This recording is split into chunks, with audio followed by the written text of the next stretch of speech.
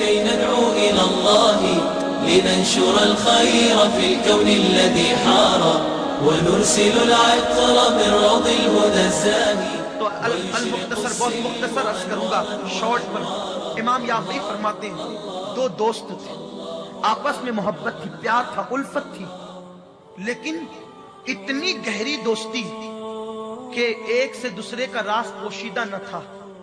ایک دوست کی کیفیت اور پوزیشن یہ تھی کہ وہ اپنے ہاتھ کو آگ کے اندر ڈال دیتا تو آگ اس کے ہاتھ پہ اثر نہیں کرتی، آگ کا کوئی اثر اس کے ہاتھ پہ نہیں ہوتا. دوست نے پوچھ لیا یار یہ بتا تو آگ کے اندر جلتے ہوئے انگاروں میں ہاتھ ڈال لیتا ہے لیکن آگ تیرے ہاتھ پہ اثر کیوں نہیں کرتی، وجہ کیا ہے؟ دوست نے کہا یار بڑی طویل داستان ہے، پھر کبھی سنائیں گے. اس نے کہا نہیں، یہ کیا دوستی ہے کہ دوست بھی بناتا ہے راز بھی چھپاتا ہے. دوست تو وہ نہیں ہوتا جس سے راز چھپتے ہیں، دوست تو وہ ہوتا ہے جس کے سامنے کوئی راز ہی نہیں رہتا.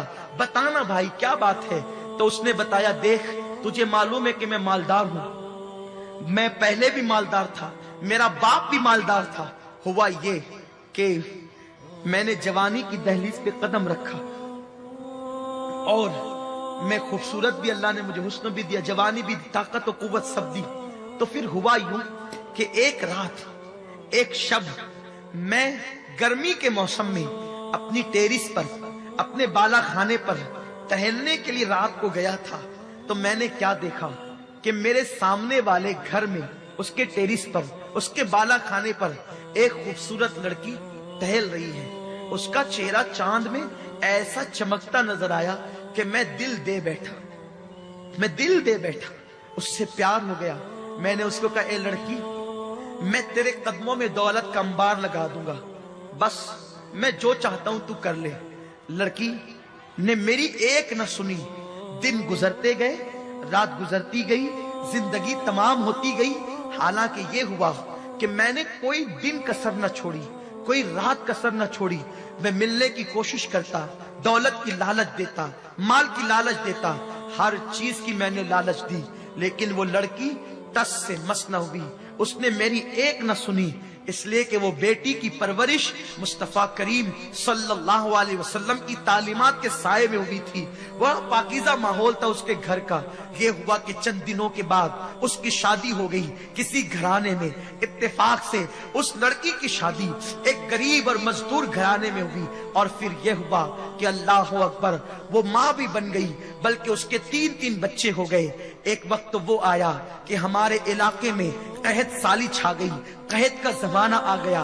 اور جب قحط کا زمانہ آیا تو پھر میرے باپ نے مجھ سے کہا بیٹے اس وقت غریب بیچارے بھوکے مر رہے ہیں، غریب بے چین اور بے قرار ہے، ایک کام کر کہ تو یہ اناج جو ہے وہ غریبوں میں تقسیم کر، کھانے پینے کی چیزیں غریبوں کے حوالے کر تاکہ ان کو پریشانیوں سے نجات ملے، انہیں تکلیفوں سے نجات ملے. کہتا ہے وہ جوان اے بھائی میں بیٹھا ہوا تھا اور لوگوں کو اناج اور کھانے پینے کی اشیاء تقسیم کر رہا تھا.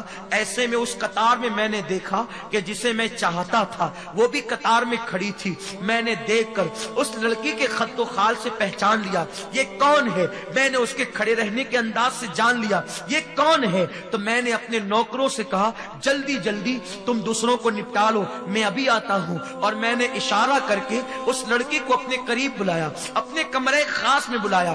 بلانے کے بعد کہا اے لڑکی یہ بتا تو کیوں آئی ہے؟ اس نے کہا اے نوجوان میرے 3 بچے ہیں، آخر میں ماں ہوں اور میں بھوک کی وجہ سے میرے بچوں کی بھوک دیکھ نہیں سکتی، میرے بچے بھوک سے بلک رہے ہیں. تجھے معلوم ہے ہر غریب اور مزدور امیروں کے دروازے پہ بھیک مانگ رہا ہے. میرے بچوں کا تڑپنا مجھ سے دیکھا نہیں گیا، میرے بچوں کا بلکنا مجھ سے دیکھا نہیں گیا. میں تیرے دروازے پر آ گئی ہوں، خدارا میری کچھ مدد کر دے، میرے بچوں کے لیے غذا کا انتظام کر دے، میں تجھے بہت دعا دوں گی. اس نوجوان نے کہا میرے دل میں خیال آیا آج آج یہ مجبور ہو کر کے آئی ہے, میں اس کی مجبوری کا بھرپور فائدہ اٹھاؤں گا.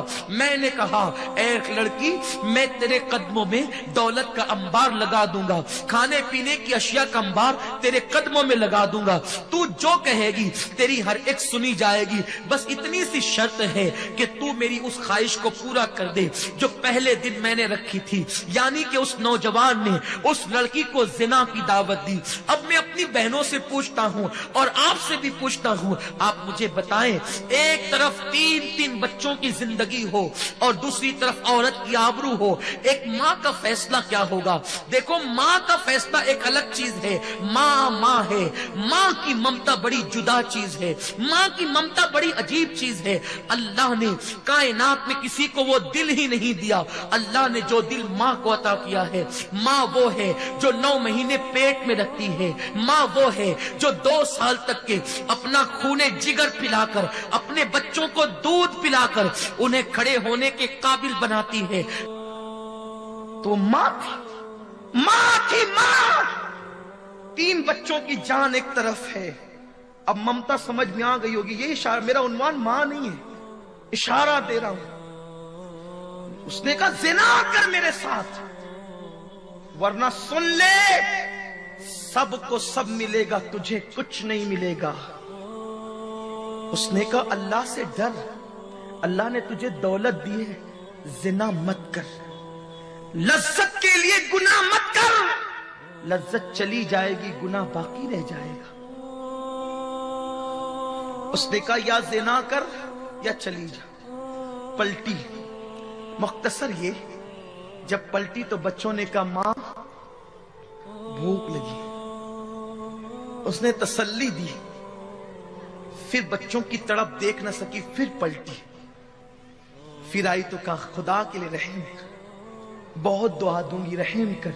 اس نے کہا میں نے کہہ دیا نا, یا میری خواہش پوری کر, مدد نہیں ہوگی. وہ سوچتا تھا کہ یہ ماں ہے, ممتا کی ماری ہے, یہ جو ہے وہ آخر سمجھوتا کر لے گی اپنی فکر سے. لیکن وہ کیا عورتیں تھیں. ممتا اپنی جگہ ہے, لیکن غیرت اس سے بڑھ کر ان کے پاس تھی, حیا اس سے بڑھ کر ان کے پاس تھی. جب پھر لوٹی تیسری بار تو بچوں میں سے کسی نے کہا ماں یا تو ہمارا گلا گھونٹ کر مار ڈال یا ہمارے کھانے کا انتظام کر. یہ جملے نشتر کی طرح, تیر کی طرح دل پر پڑے. اور پھر اس کے بعد اس نے سوچا چلو زنا کر لیتے ہیں, بعد میں توبہ کر لیں. بس یہ سوچ کر چلی اور کمرے میں گئی اس نیت کے ساتھ کہ بچوں کی زندگی تو بچ جائے گی نا. کھڑی ہوئی تو کہا خدا کے لیے رحم کر. اس نے کہا میں نے کہہ دیا نا, تو میری خواہش پوری کر دے, ہر خواہش میں تیری پوری کر دوں گا. جیسے ہی منہ سے جملہ نکلنے والا تھا کہ ٹھیک ہے میں تیار ہوں, دل کے اندر کا خوف خدا اس کے ضمیر کو جھنجھوڑتا ہے اور اس کے ذہن میں ایک بات آتی ہے کہ رسول اللہ کا فرمان ہے جو اللہ سے ڈر کر گناہ چھوڑ دے, اللہ اسے ایسی جگہ سے روزی دیتا ہے جہاں اس کا گمان بھی نہیں جاتا. اور پھر کیا ضروری ہے کہ بچوں کو غذا مل جائے گی تو وہ نہیں مریں گے؟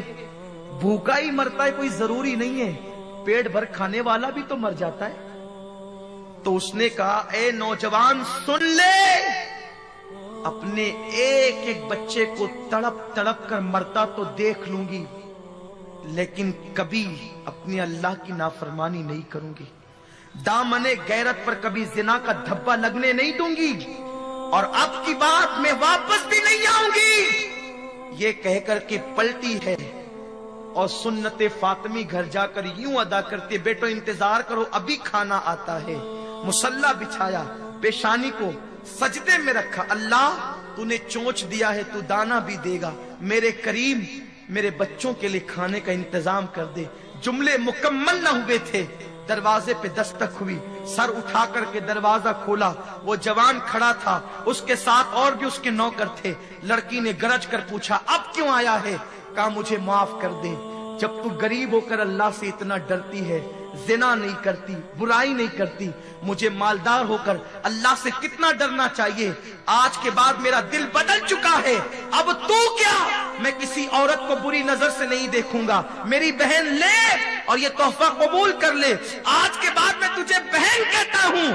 لڑکی نے کہا رک جا، پھر سجدہ کیا شکر کا اور دعا کی، اللہ اگر یہ اپنے قول میں سچا ہے تو اس پر دنیا کی اور جہنم کی دونوں آگ کو حرام کر دے۔ وہ جوان اپنے دوست سے کہتا ہے اللہ سے ڈرنے والی اس لڑکی کی دعا کا اثر ہے کہ میں دنیا کی آگ میں ہاتھ ڈالتا ہوں تو آگ میرے ہاتھ پہ اثر نہیں کرتی، امید ہے کہ جہنم کی آگ بھی مجھ پہ اثر نہیں کرے گی۔ عورت اگر سمجھ جائے، اللہ سے ڈر کر اپنے دامن کو گناہ سے بچا لے، اس کی دعا میں اتنی تاثیر ہے، جس کے لیے دعا کر دے اس پر دنیا اور آخرت کی جہنم آگ حرام ہو جائے، جہنم اور دنیا کی آگ حرام ہو جائے۔ اے میری قوم کی بیٹیوں، تم بہت بڑی ذمہ دار ہو، اٹھو، عزم کرو، سیدہ فاطمہ کی کنیز بنو، ماں عائشہ کی کنیز بنو، کردار ام سلمہ کو زندہ کر دو، کردار زینب کو زندہ کر دو، ام کلثوم کا کردار یاد دلا دو، سکینہ کی یادیں تازہ کر دو، جو تمہیں دیکھے پکار اٹھے۔ جب 14.5 صدیاں بعد کی بیٹیوں کی یہ شان ہے تو نبی کی بیٹی سیدہ فاطمہ کی کیا شان ہوگی۔ اللہ اکبر، لا الہ